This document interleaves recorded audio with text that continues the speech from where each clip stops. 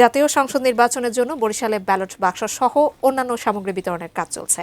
বরিশাল সদর উপজেলা পরিষদ থেকে সর্বশেষ অবস্থা জানাচ্ছেন আমাদের বরিশাল প্রতিনিধি মোহাম্মদ হুমায়ুন কবির। হুমায়ুন, নির্বাচনকে সামনে রেখে ভোটের প্রস্তুতি কেমন দেখতে পাচ্ছেন? বরিশালে নির্বাচনী সামগ্রী বিতরণ, ব্যালট বাক্স এবং ব্যালট পেপার সহ অন্যান্য সামগ্রী বিতরণ 10টার পরেই শুরু হয়েছে এবং বিতরণ কার্যক্রম চলছে। আমি রয়েছি বরিশাল সদর উপজেলা পরিষদের সামনে সরকারি রিটার্নিং অফিসারের কার্যালয়।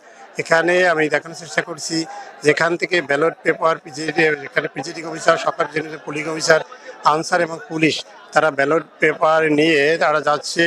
এই বরিশাল সদর উপজেলায় 176টি কেন্দ্র রয়েছে। এখান থেকে 176টি কেন্দ্রের সামগ্রী পাঠানো হচ্ছে এবং আপনি দেখতে পাচ্ছেন যে ব্যালট পেপার এবং যে ব্যালট বাক্স তারা নিয়ে যার যার কেন্দ্রে তারা চলে যাচ্ছে, যেটি আমি দেখাতে পারছি।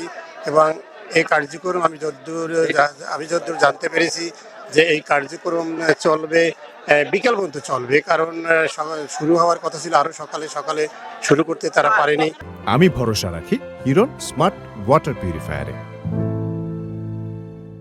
এই ব্যালট পেপার এখন নিয়ে যাচ্ছে এবং তারা কেন্দ্রে চলে গেছে। কোনো কেন্দ্রে ইতিমধ্যেই এই সামগ্রী পৌঁছে গেছে এবং তারা সেখানে কেন্দ্র তৈরির কাজও শুরু করেছে। বরিশাল জেলায় মোট 6টি আসন রয়েছে। 6টি আসনের প্রার্থীর সংখ্যা 36 জন এবং এখানে মোট ভোটার সংখ্যা 22,84,978। আর এর ভিতরে পুরুষ ভোটার সংখ্যা 11,58,220, মহিলা ভোটার সংখ্যা 11,26,778 এবং বরিশাল জেলায় মোট কেন্দ্রের সংখ্যা 838।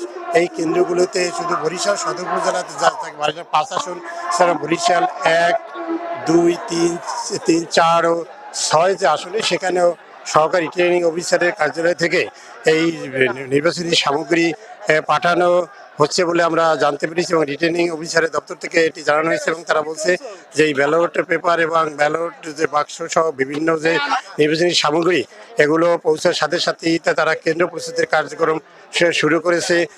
এই ছিল আমার কাছে বরিশালে যে সহকারী রিটার্নিং অফিসারের দপ্তর থেকে নির্বাচনী সামগ্রী পাঠানো হচ্ছে তার সর্বশেষ।